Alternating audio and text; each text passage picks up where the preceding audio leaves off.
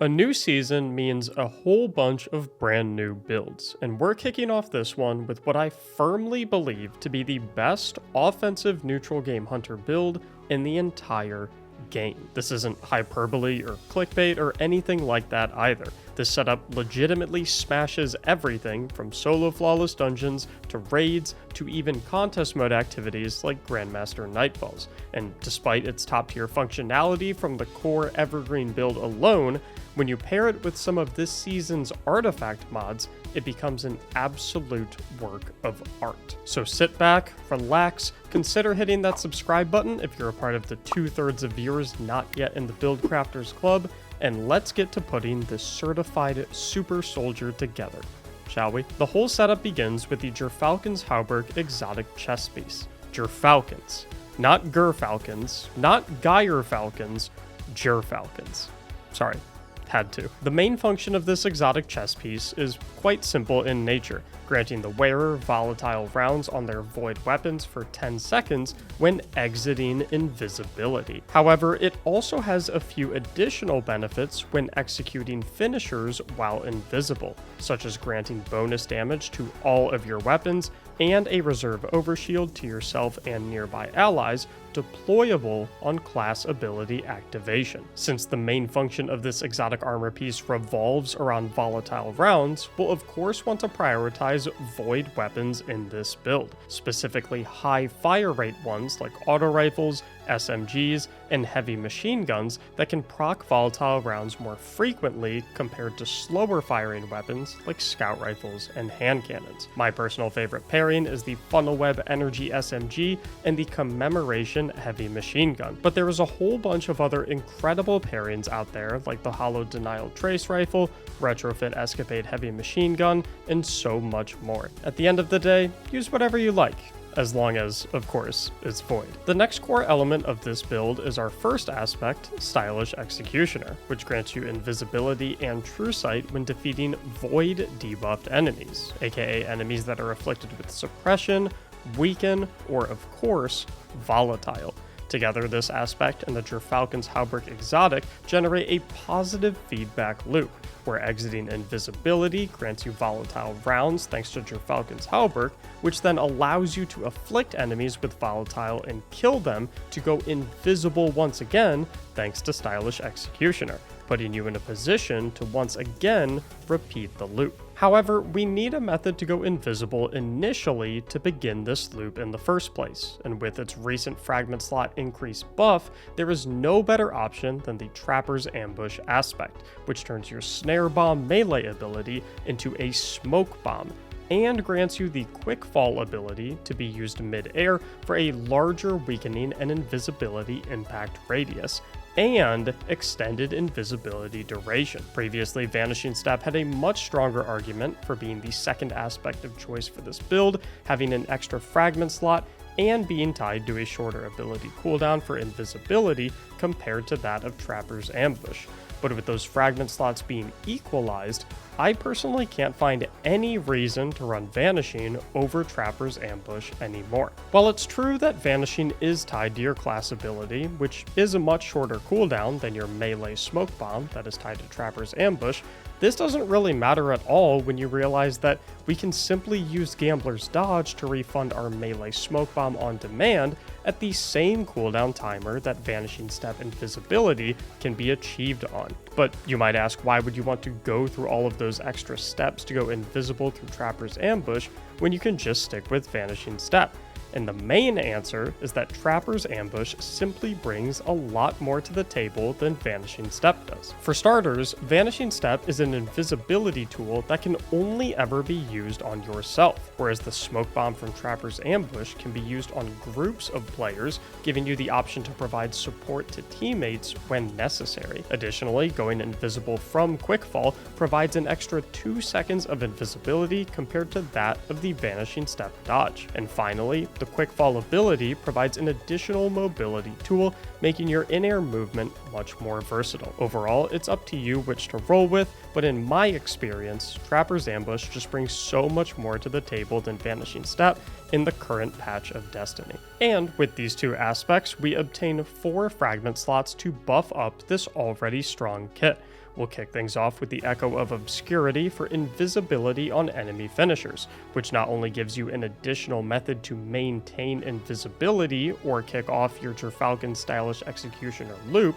but also keeps you safe by refreshing your invisibility should you decide to go for an invis finisher to obtain the Gerfalcon's weapon damage boost and reserve overshield. Next up is the Echo of Starvation, which grants the Devour buff on Orb of Power and Void Breach pickup, which not only grants a full heal on every kill, but also grants a chunk of grenade energy on every kill. And slot number 3 is the Echo of Persistence to extend the duration of all Void buffs, specifically in our case, Devour, Invisibility, and once we touch on some of the bonus mods in our kit, overshields as well. Now, slot number 4 is where things get a little interesting. If you are watching this video after the end of Season of the Deep, which ends on August 22nd, 2023, your best option is the Echo of Cessation, where killing volatile enemies spawns Void Breaches, and finishing enemies applies Volatile to all nearby targets. However, if you are watching this video during Season of the Deep,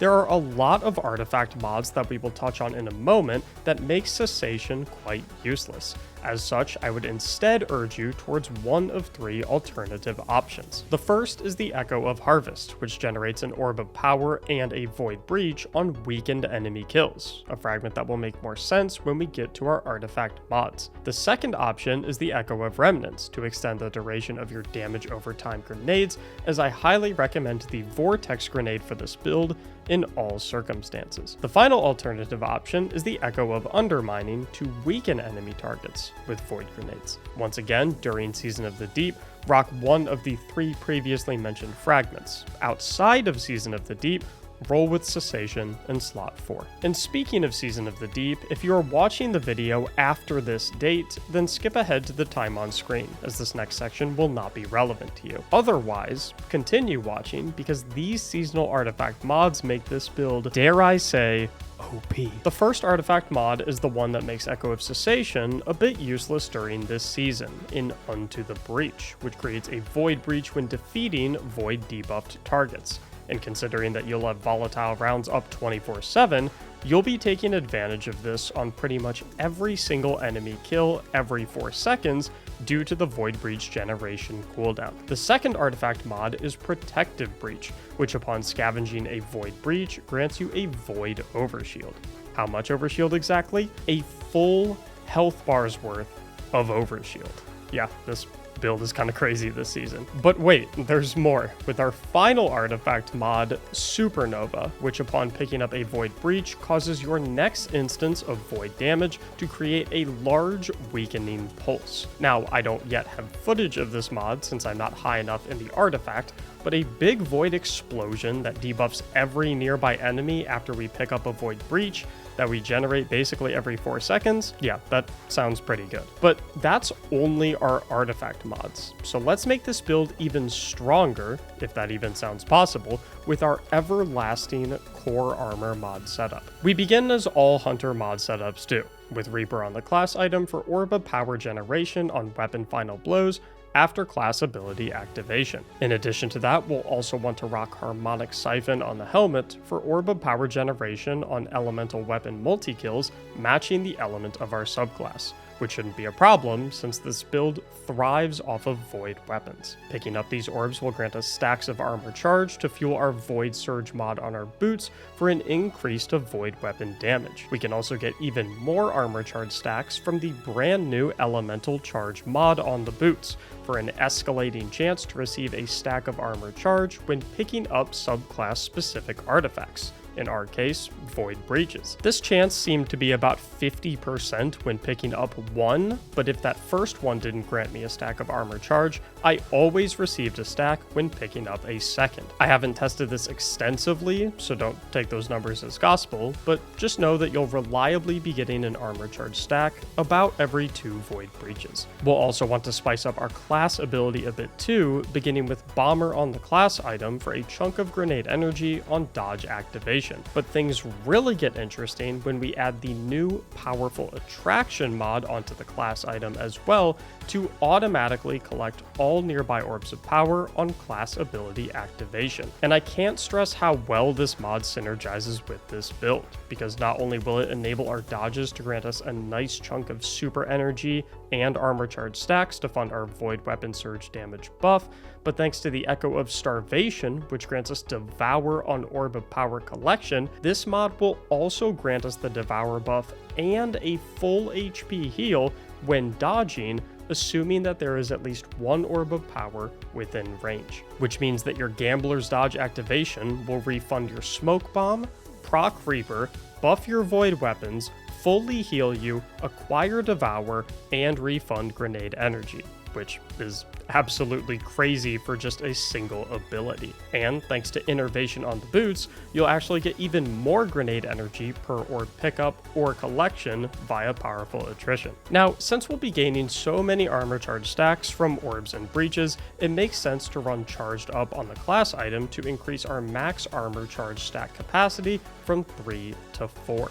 You'll then want Bolstering Detonation on your gloves to receive a chunk of class ability energy when dealing damage with a grenade, which is great for all of the reasons we listed previously. Now, while this is the core setup, I love to complement all of these mods with things like Heavy Finder and Powerful Friends on the helmet, Void Loader on the gloves, Resists on the chest, and stat mods in all 5 slots, prioritizing resilience, mobility, and discipline in that order. And as always, I've got a Destiny Item Manager loadout link down in the description for you to easily copy and reference this build at any time. If that helps you out, I'd appreciate it if you would also consider helping me out by liking the video and subscribing to the channel while you're down there. Now that we have the full build constructed, how exactly do we want to play it? As we discussed before, the simple rotation is initially entering invisibility through something like Smoke Bomb usage or an Echo of Obscurity finisher. In the case that you used your melee charge to initiate invisibility, you'll want to immediately dodge before exiting to refund that melee charge for later, as your dodge will probably be back off cooldown for the next time you need it anyway. You'll then begin firing, exiting invisibility, and thus gaining volatile rounds on your weapon from your Falcon's Hauberk. Those volatile rounds will then result in defeated void debuffed enemies, which will then shroud you in invisibility once again, thanks to Stylish Executioner to continuously repeat the kill invis loop. As you begin to wreak havoc on the battlefield, you'll spawn tons of orbs of power, which once picked up by hand or collected with your dodge, will begin your void weapon surge and devour buffs, the latter of which most notably will fully heal you and grant grenade energy on every kill, making it truly impossible for you to die. You'll also generate a ton of Void Breaches, which you'll want to constantly collect for additional armor charge stacks, Void Overshields, and a Weakening Pulse on your next instance of Void damage. This build shines most against packs of squishier mobs, but can still put tankier targets in their place thanks to the extra damage kick of volatile rounds. A huge benefit though can be to try and pull focus off of your current tanky target to drop a squishy enemy with volatile rounds, sending you into invisibility to refresh your volatile rounds as you immediately come out of it to refocus the tankier target. If there is one build to master for this season, and for all of Destiny in general, it's the Gerfalcon's Hauberk Hunter. I hope you enjoyed today's build video. Be sure to subscribe if you want to see more. Thank you so much for watching, and as always, have a great day.